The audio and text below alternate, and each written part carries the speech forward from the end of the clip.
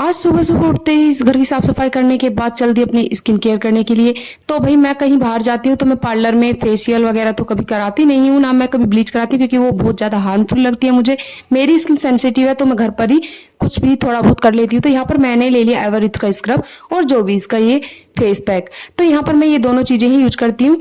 तो यहाँ पर जो ये स्क्रब है इसके अंदर ये छोटे छोटे जो दाने ही है मेरे फेस के अंदर जितनी भी मतलब डस्ट वगैरह होती है सबको निकाल देती है। उसके बाद मैं क्लीन करके उसको बिल्कुल अच्छे से और 15-20 मिनट के लिए फेस मास्क लगाकर छोड़ देती हूँ। तो यहाँ पर सबसे पहले मैंने स्क्रब किया, उसके बाद मास्क लगाया, फेस मास्क लगाया और उसके बाद स्किन को अपनी धोकर नहा धोकर मैं हो गई थी साड़ी पहनकर तैयार।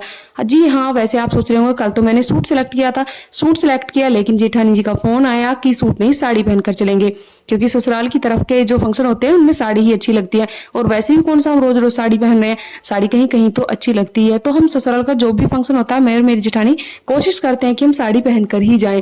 साड़ी में एक अलग ही लुक आता है। सूट आप कितना भी महंगा पहन लीजिए लेकिन वो बात नहीं आती है। तो यहाँ पर साड़ी पहनने के बाद तैयार होकर हम चल दिए अपने सफर पर।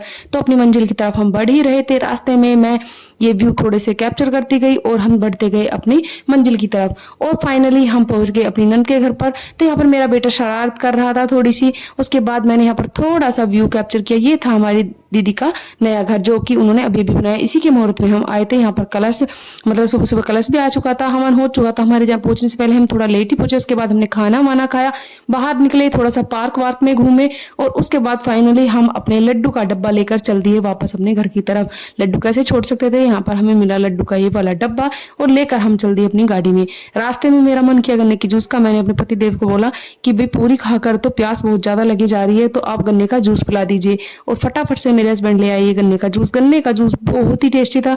ऐसी गर्मी में गन्ने का जूस पीकर तो सच में मजा आ जाता है। और गन्ने का जूस पीकर फिर से चल दिए हम अपने घर की तरफ।